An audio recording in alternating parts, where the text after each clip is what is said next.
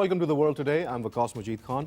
Today we have three important stories to discuss, and of course the first one is the attack in Kabul. Our hearts go out to the victims and our sympathies with the government and people of Afghanistan.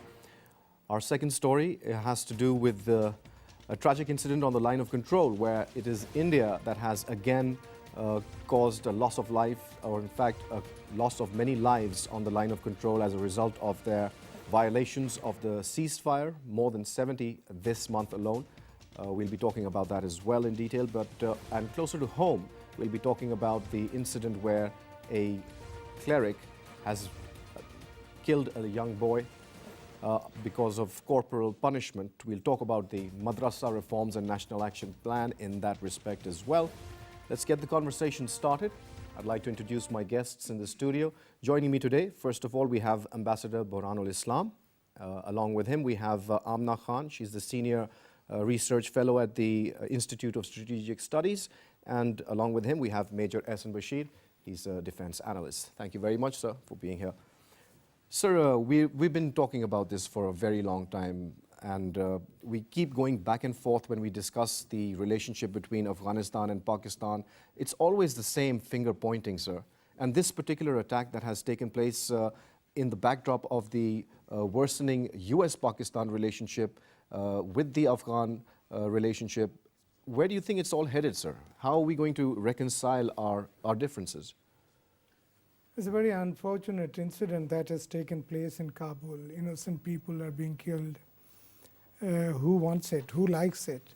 I mean, in a hotel, you have occupants and all of a sudden without, and in a very,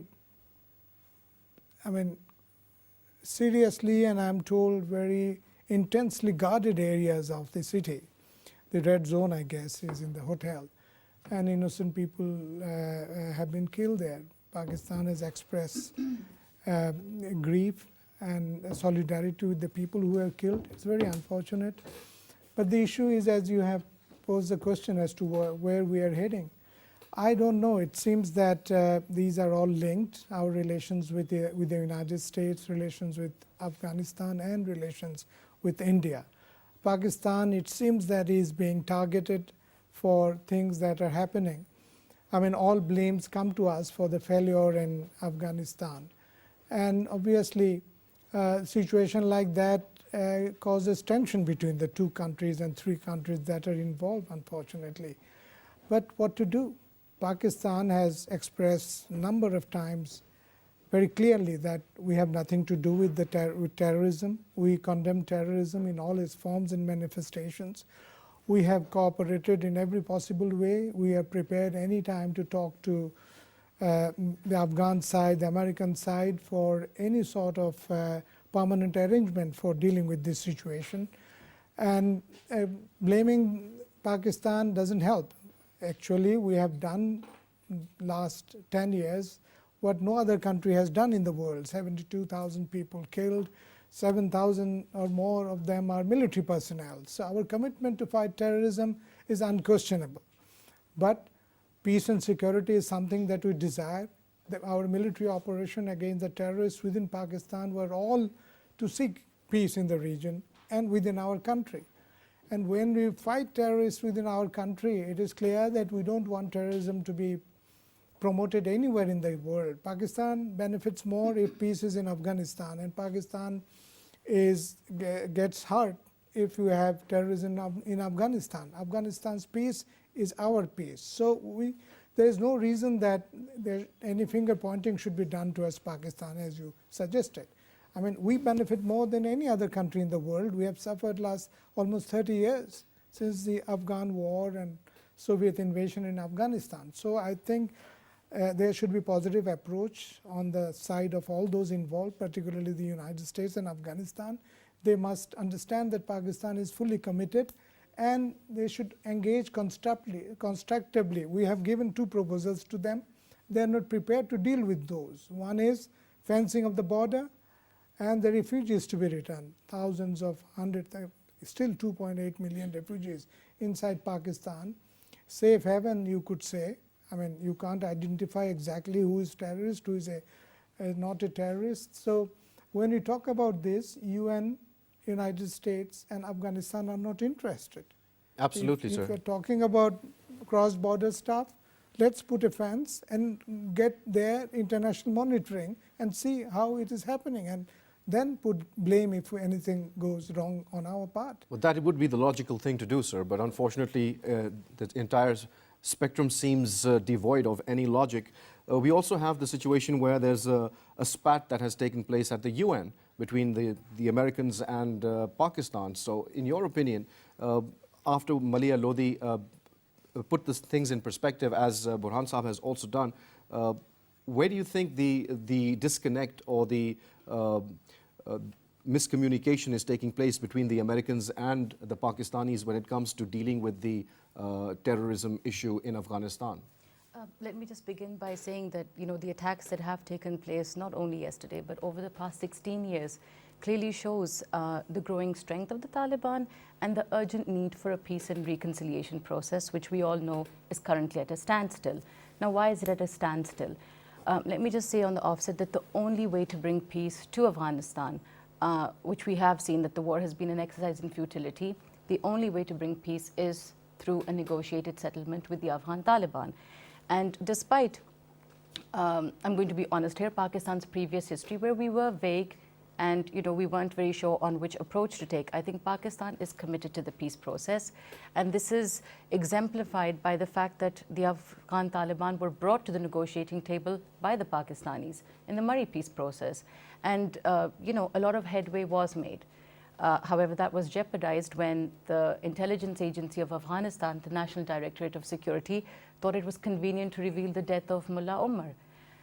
Similarly, when we were closer, or rather when Mullah Mansoor had agreed to come to the negotiating table, he was striked out by a US drone strike. So I personally feel that there is a deliberate attempt being made by certain elements within Afghanistan as well as outside that are not committed to the peace process, and they do not want to move forward. And here then I question the Americans' interest in Afghanistan and whether they really do want to bring peace and stability. They've been in Afghanistan for the past 16 years. We had 160 to close to 180,000 US NATO troops. So clearly the military approach isn't the solution. And I remember when President Obama came into power, and particularly in his second tenure, he said that he wanted to move towards a negotiated settlement. However, we're back to square one now, where President Trump's new US policy is more concentrated on a military approach, where he feels that he'll be able to push the Taliban into a corner and they'll come to the peace talks. But that's not happening. The fact that the Americans cannot travel 2 kilometers to their base, from the airport in Kabul, and they have to use the helicopter, clearly shows where this war is going. So I think it's very simple.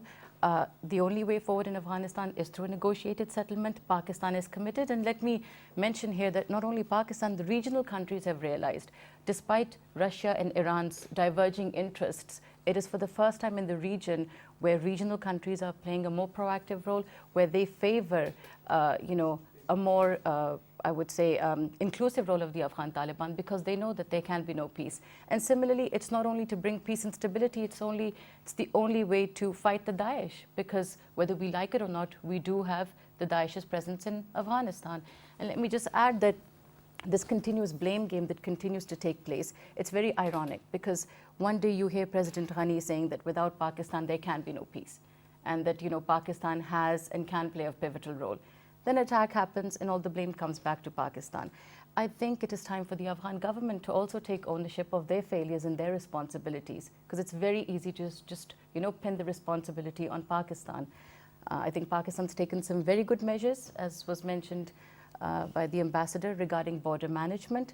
The refugees is an issue, and I'm glad that finally we have a consolidated policy where the refugees have to go back. But this is more than refugees, and this is more than the border. There has to be willingness amongst the Afghans that they want peace, and that can only happen when there is a consolidated approach. The Afghans are divided. You have so many members within President Ghani's government who have openly opposed peace talks. You've had the intelligence agencies head, the National Directorate of Security, 3 of their intelligence chiefs resigned for this very reason, that they didn't want or they didn't agree with President Ghani's overtures towards Pakistan and the fact that he, wanted the peace process. So I think national reconciliation is important, and for that the Afghans need to have a national narrative, and they are clearly divided on this issue. Absolutely. Mesa, let's talk about the military approach that has been used in Afghanistan. Again, the focus has shifted to the military approach, as Amna was also saying. What about the ungoverned spaces in Afghanistan? More than 40% of the territory is beyond the control of Kabul.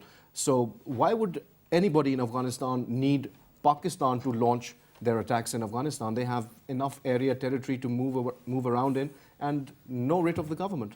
Bismillah ar-Rahman ar-Rahim. Thank you very much, August. This is very important aspect. It's not probably 40%, it is much more than 40%, which is still ungoverned by the Kabul regime, which is sitting in Kabul only alone.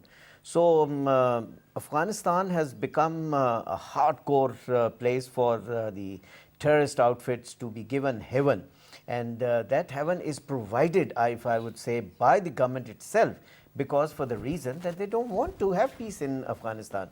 Pakistan has always very categorically and openly have always said that peaceful Afghanistan is in the interest of Pakistan, and only not in the interest of Pakistan, but peace in Afghanistan would always bring peace in this entire region.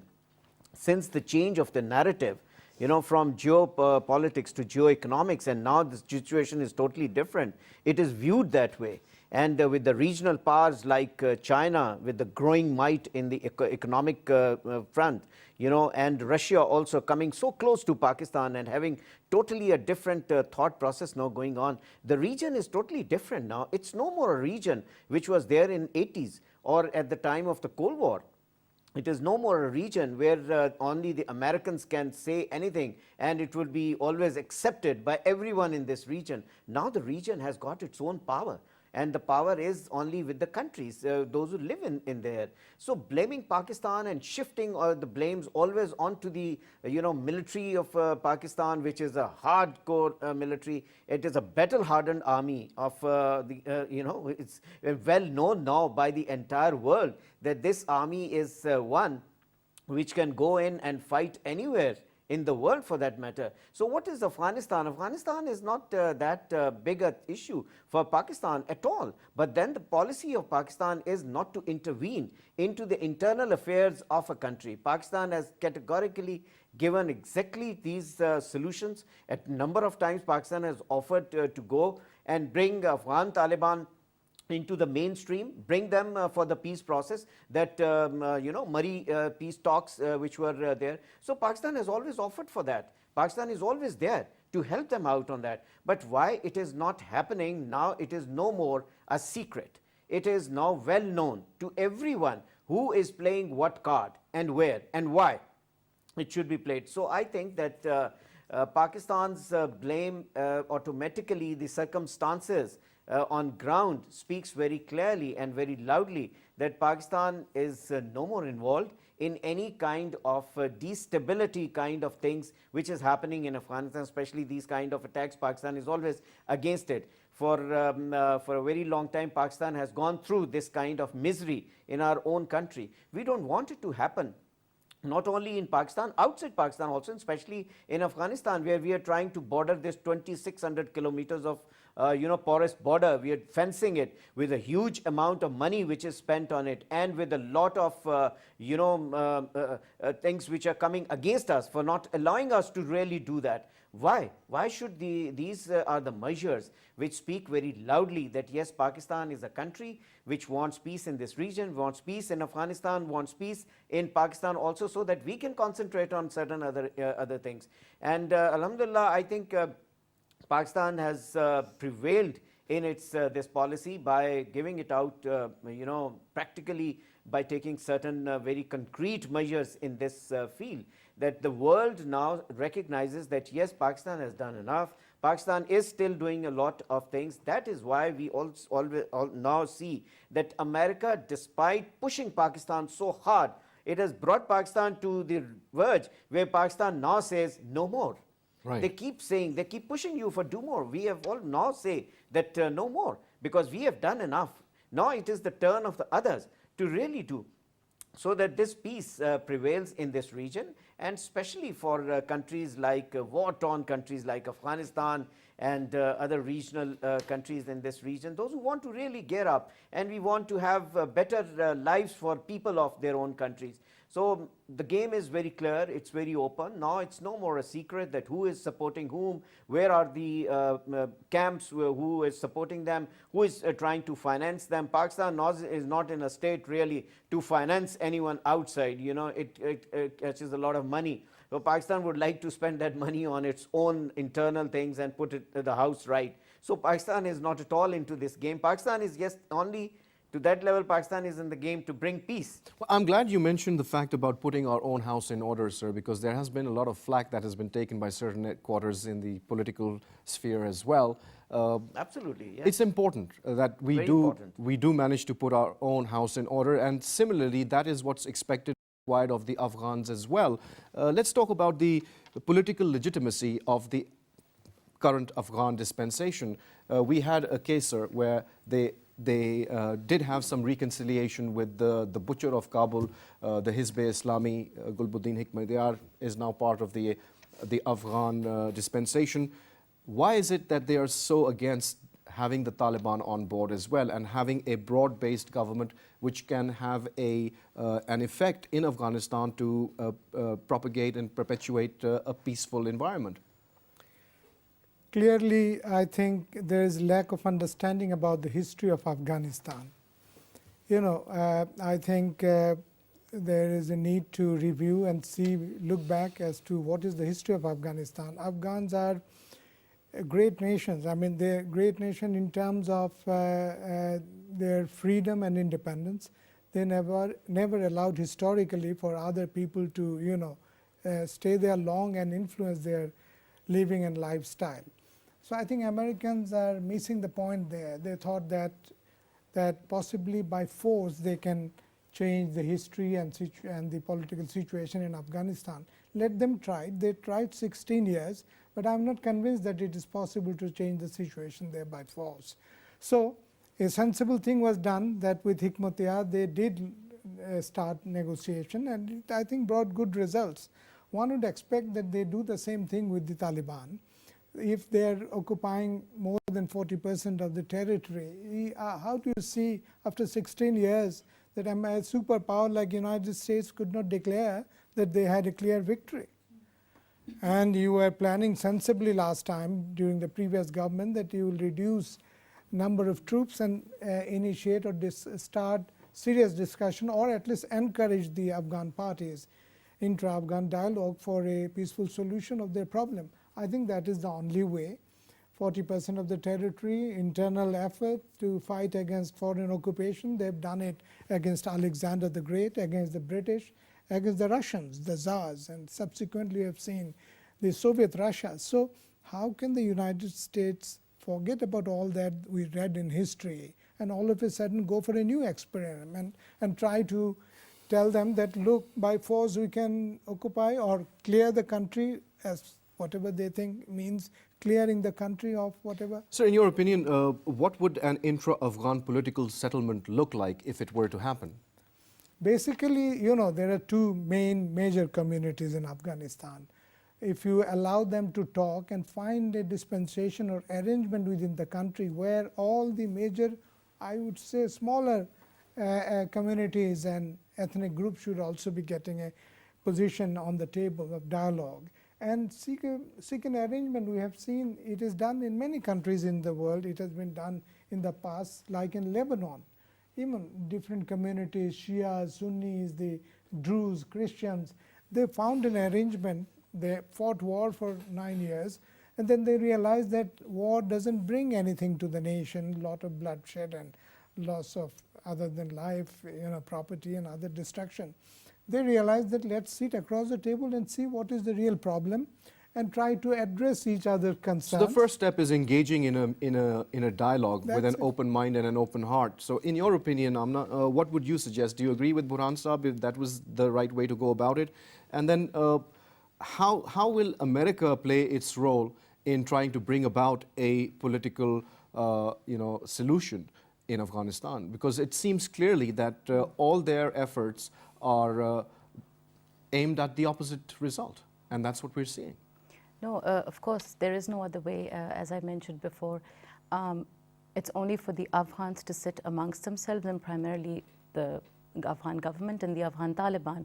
But it's interesting because if you see, I think one of the greatest strategies of the peace process has been that there's been multiple processes going on, sometimes, you know, bilateral, trilateral, multilateral, simultaneously or even, you know, diverging. Like, for example, you had the India, Afghanistan, America trilateral, which was on Afghanistan, and then you had the Moscow, China, Pakistan trilateral. I'm not saying it's a bad thing. It's good to have all these processes.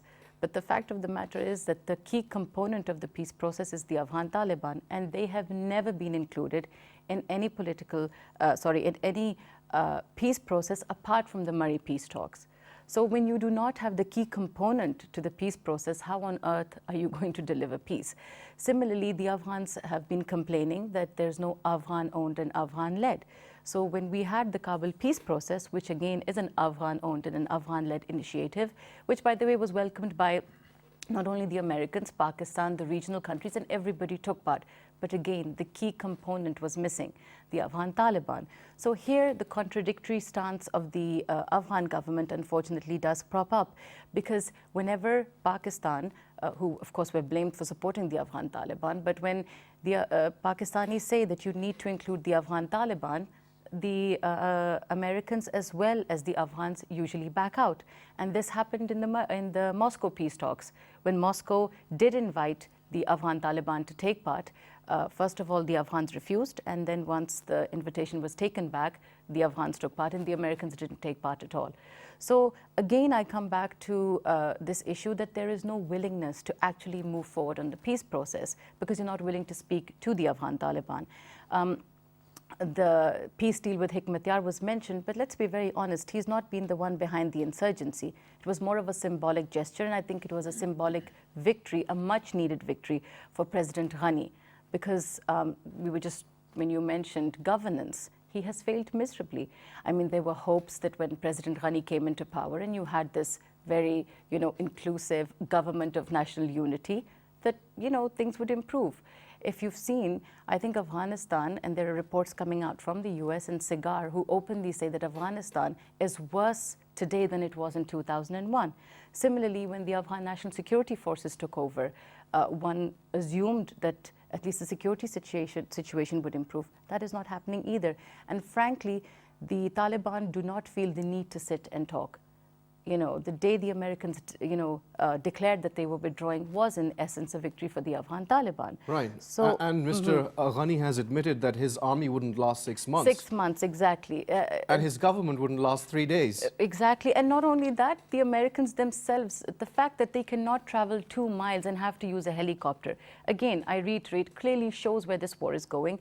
And I think, Pakistan has continuously been saying, the only way forward is through peace talks. You've had the Afghan Taliban, they were recently in Turkey, then in Qatar, and apparently some had also come to Pakistan.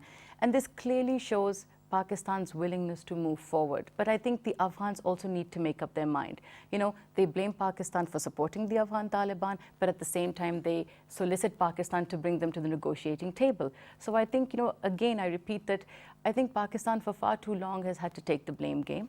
And I think now it is time for the Americans and the Afghans to take ownership of this war. And again, let me come back to the border. For far too long, the border was open. You'd have this free movement to and fro, where, by the way, more than 90,000 people would be coming from Afghanistan, crossing the border.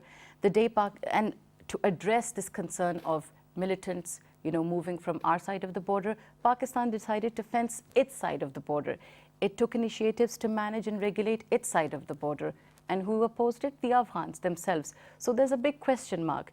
You're blaming Pakistan at the same time, but when Pakistan takes measures, then you say that you're dividing families on both sides. So there's a big contradictory stance that's emanating from Kabul. And I think, Kabul, it's time for Kabul to face the music and answer certain questions. Absolutely. Major Saab, let's talk about the recent US strategy in the region, and that is greater military pressure on the Afghan Taliban. How do you think that's going to work out for them? I think it's not going to work anymore for the Americans to have pressure in this region, as I have earlier said that. Earlier it was that the regional powers, I think, were not that dictative. But now, with the strength of everyone seeing out there, they are no more agreeing to what the Americans want in this region exactly. China, if they want to contain China, well, they would not be able to contain China by this kind of policy, by, carrot and stick game is no more relevant in this region.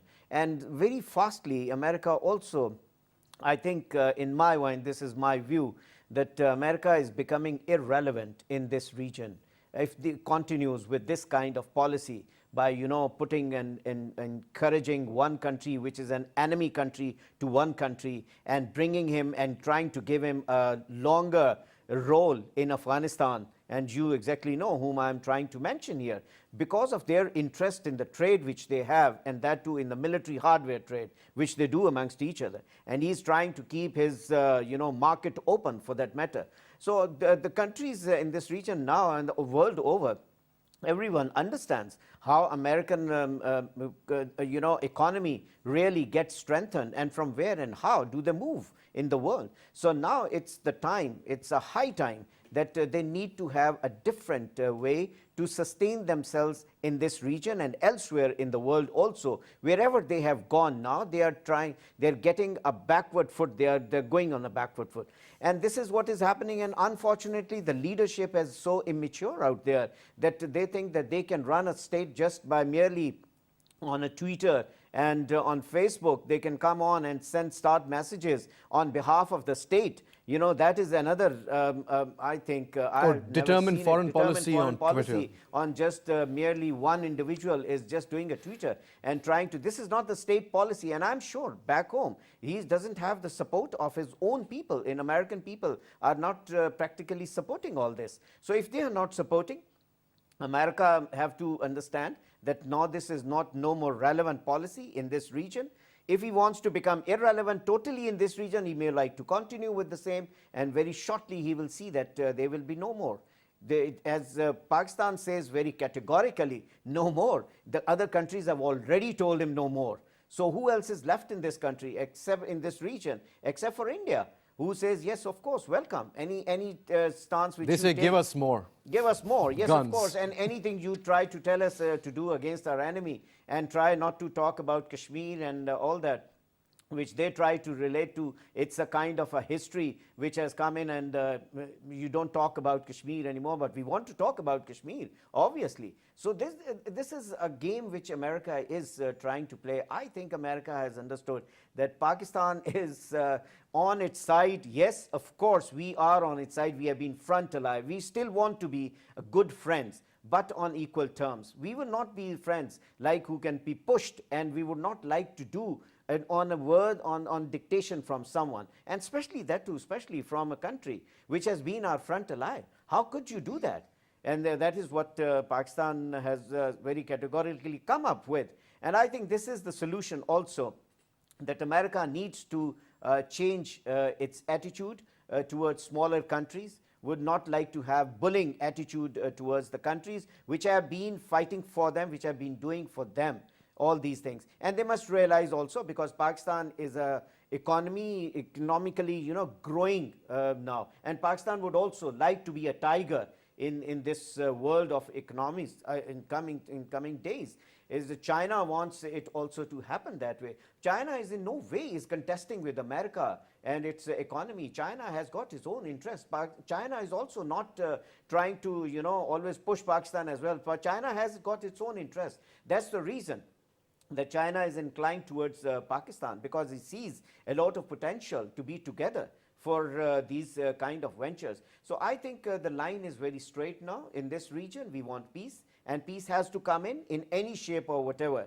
If someone is thinking on that account that the other policy of hide and seek can be played anymore, I think it's no more relevant. Amna, you wanted to say I something? just wanted to intervene regarding India.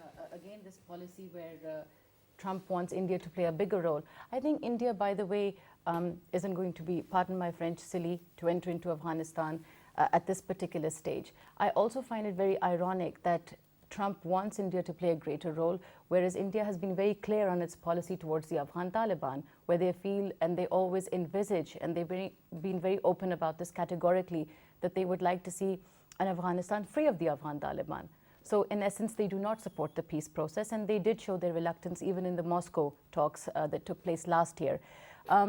Similarly, I think Trump is counting on India a little too much by saying that they might send their troops on the ground to Afghanistan. That's not going to happen. India is providing training to the Afghan National Security Forces. Just recently, women army officers had gone to India for training, but they're not going to intervene militarily in Afghanistan. I don't think that that's silly, and I think President Trump also needs to realize this. They've got a cargo system going on, trade is developing, but I think the Indians are very wary as well that they do not want to make the mistake the Americans did.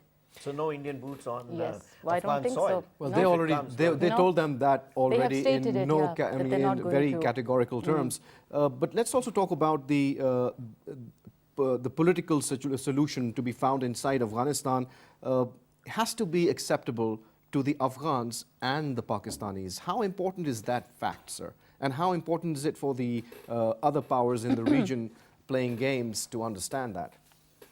It is very important that the parties involved should have their share of demands and the dividend of peace process. So if the Taliban are there, obviously they had this set of demands and they would like some of those to be fulfilled and delivered. But regional countries like those who have history, culture, territorially and otherwise attached to Afghanistan for Eons. eons. I mean, like Pakistan and Iran, I think we have bigger concerns. As I mentioned earlier, that in peace of Afghanistan, we are going to benefit as much as the Afghans would do. And if the situation is not coming to a process which is going to bring peace, I think we are going to suffer most. So Pakistan's concern should be taken care of, as my colleagues have said. American policy of encouraging India to play a bigger role, I think it's a big mistake and without any logic and justification. I mean, India, fine, doing trade, let them do trade. Pakistani, our territory or the new port there, the Chabahar and all that, let them do that. But issue is, in the peace process, I think India has minimum role. Building up the country economically and rebuilding and all other areas, they have role, let them play. We have no issue with that. But when America says that India has to play the peacemaker's role and leading role, we have problem there. So we can't reconcile with that. There is problem, then you can't move forward with US and India and Afghanistan. So unless India is taken out, if you have a good sense of history, good knowledge of history, I'm talking about United States leadership, you will not talk about India taking a part in Afghanistan. You know our relations with India. And if you want peace, it means America itself is not interested in long-term peace in Afghanistan. I think I have to draw a conclusion on that point. If they want it, I think they would be bringing in more sensible ideas and imagination in this process. By bringing in India, I think you are not helping the peace process, one. Second is, our friends in Afghanistan should understand that what great sacrifice and contribution that we played last 40 years at least, they must recognize it, appreciate it, respect it, and then understand that Pakistan has no interest in keeping Afghanistan divided, fighting, bloodshed. We want peace there.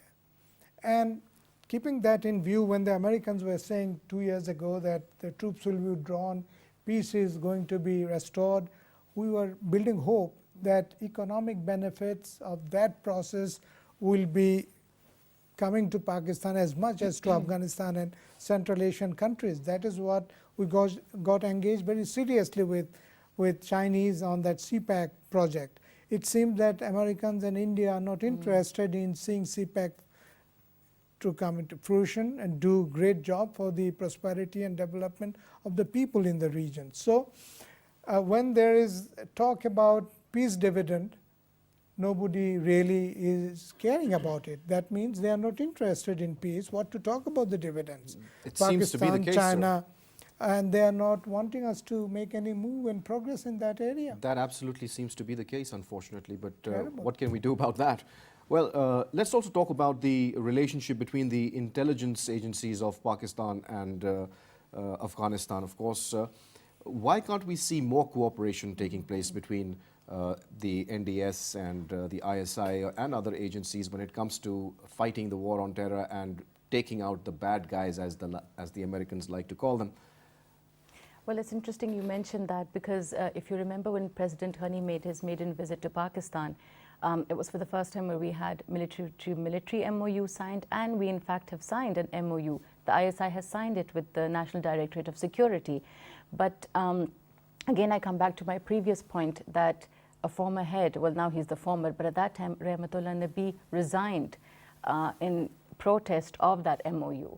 And unfortunately, after that, nothing has been able to take off. It is signed, but there's no cooperation. Unfortunately, the history of mistrust between Pakistan and Afghanistan is so deep, it's so deep-rooted, that it's going to honestly take a very, very long time. And with the current state of affairs, I don't see that happening. Unfortunately, because of Pakistan's recognition of the Afghan Taliban in the past, no matter what Pakistan does, I don't think the Afghans will be convinced of it. And here, then again, I say that, Pakistan has placed its cards on the table. It's committed, it's ready, it's willing. It can't deliver peace for the Afghans.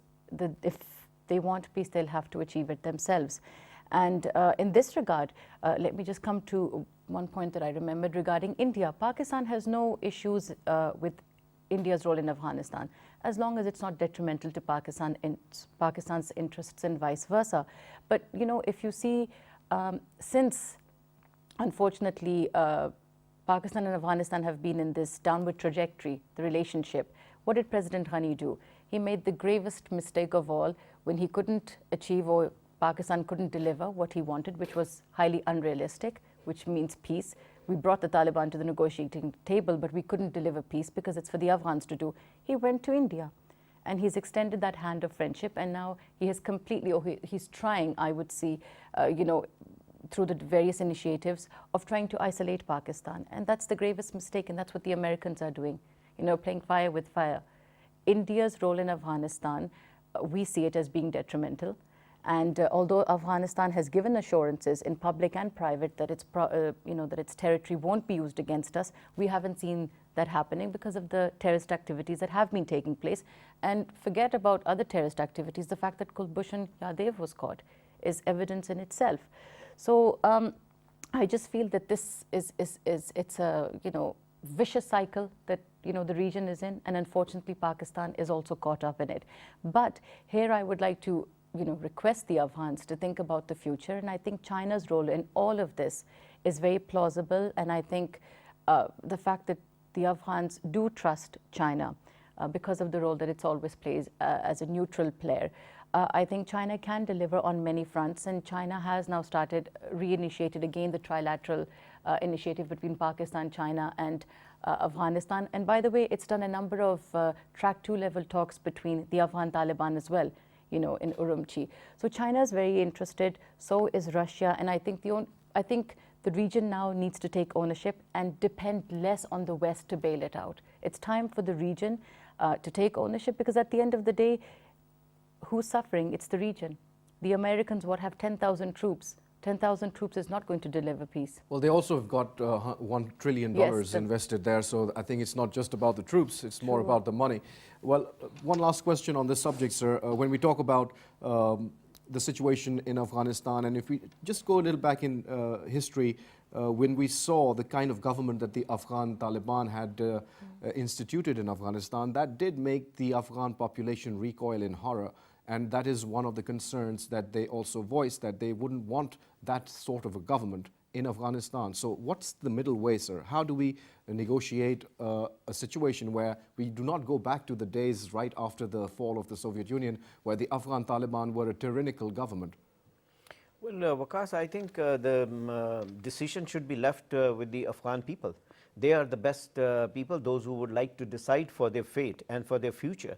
If they are not convinced with the ruling of Taliban, well, they can vote them out for that. But the thing is that they have to bring the Afghan Taliban is a reality in Afghanistan. They have to come into the mainstream political system of Afghanistan. Unless they are given that particular place in the Afghan setup, then only then Afghan people can vote for them. Either they want them or they don't want them. The same thing happens in Pakistan. There are a lot of political parties, and we go for voting, and we want to vote for some, and we don't want to vote for some. At times, I would say that people don't really want to vote for those hardliners, to come, and they want to have a middle way for that. If the Afghanis also want to have the same, let them be the people, those who want to decide, and that is what Pakistan also supports. Let it be Afghan people to decide for themselves, for their fate, instead of anyone else dictating them to go for this kind of governance or for that kind of governance. I think that's great advice, sir. Excellent. I would also like to ask you here, because we are almost out of time, but I did want to talk about the violations that are taking place on the line of control, sir. And again, it's just Pakistan calling the Indian High Commissioner and protesting. What more can we do, sir? Well, we can always do much more, and Indians should not go with this kind of thought that Pakistan is not a weak military out there. Pakistan is a sovereign country and reserves the right of, targeting or retaliation. But Pakistan has always shown restraint on always, and especially on not to inflict casualties on the civilian population. What India is doing is that the violation of LOC is not only targeted on military installations, but it is targeting the innocent people, which they are, always they try to do. This is what they are doing in Kashmir. For such a long time, for 70 years, they are trying to give atrocities to those unarmed, people in Kashmir. The same thing they are now again trying to do it, and they are trying to basically, what they want to do is they want to derail that particular system of fortune which has come in this region, for which we talked earlier as well. Unfortunately, sir, we're out of time, but we will be talking about this particular issue in our subsequent programs. Right now, I'd like to take the opportunity to thank you very much for taking out the time and sharing your views with PTV World. Well, you heard the conversation, and in conclusion, before we wind up our program, it's very important that we say this, that we spoke about madrasa reforms, we spoke about, fixing what is wrong with the madrasa system in this country. Unfortunately, a poor, innocent 9-year-old child has lost his life at the hands of a cleric who beat him to death for not learning his lesson. Now that is where we need to draw the line. The state needs to wake up. We need to sort this issue out, mainstream madrasa education, and also put it under the National Action Plan on a priority basis. With that hope, and on that note, it's goodbye.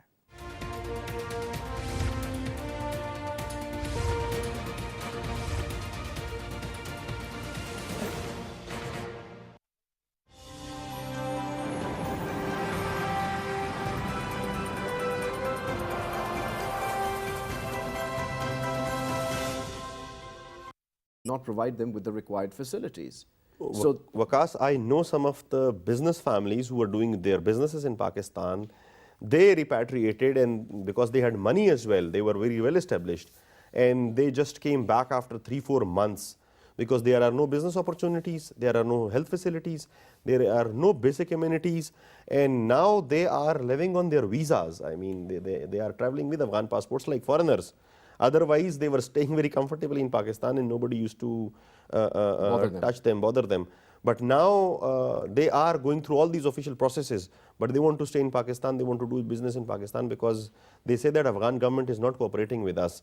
And last week there had been the jirga of elders of Afghans as well in Peshawar, and they really demanded from Pakistan government that there should be an amicable solution, there should be a middle way. They want at least 3 to 5 years to continue to stay in Pakistan and then slowly be repatriated to Afghanistan. Do you think that's a workable solution, Shima Saab, in your opinion, considering the way the situation is so fluid between Afghanistan and Pakistan? I think one thing is fine, that at least the debate has started that we have to send them back. One thing. We just started it looking at the behavior of the Afghans. I think that should be known. Earlier, the way we were stopped and we were not talking of them, they were either the UNHCR is paying or the way the cost is being paid by us, not by the UNHCR. Some few $100 if they are giving to any individual or a family, that is $200. that is not sufficient. Upon definitely. return. Yeah, upon return. The point is that we face that at least the debate has started. Looking at the poverty, lack of infrastructure and the facilities in Afghanistan, how can they believe that we can stay there? So they know that how we have the facilities in this country and we have survived and equal opportunities for business and moving forward. Although we got damaged by the Afghans in many ways, but somehow had this card Pakistan is playing, in my understanding, that we will send the refugees back. Why? Because the Afghans were not listening. The government was not listening. And I think while we send them back, there is no change in the Afghan mood. I mean, I'm talking about the government's mood. So they don't bother about that if we are sending them back because they're fine if you're sending them. They never talk to us. There is no meeting, here that look, we don't want them to back. Please have them for a few years. So Pakistan wanted to have some leverage with this, but Pakistan couldn't have leverage, so we actually sent them back. So, so I think we should work on that. But it is good for us to make the Afghans realize that we need to keep on talking them, look, this is what we have. Okay, we're almost out of time, so before we close the program, one important thing that's come up is about the amount of arms that India is amassing, especially for their troops on the borders, which is with Pakistan and of course with China as well. They have become the world's largest defense importer in the world. Now, seeing that the number of weapons that they're amassing on the border very quickly, how is that going to help in regional peace? Just a one-liner, I mean, the military-industrial complex that has developed in India is pressurizing, it's influencing the media, the legislature to rationalize their purchases. That's why you see that there is this upsurge in LOC firings. There are these rash statements from responsible people in the Indian military and the Indian cabinet because actually everybody is justifying those $55 billion and purchases like this. Well, thank you very much, gentlemen, for taking out the time and sharing your views with PTV World. Well, you heard the conversation, and I would urge you to draw your own conclusions, but we hope that peace returns to this region and indeed to the entire world, and we hope that doublespeak is not employed when we talk about peace. On that note, it's goodbye.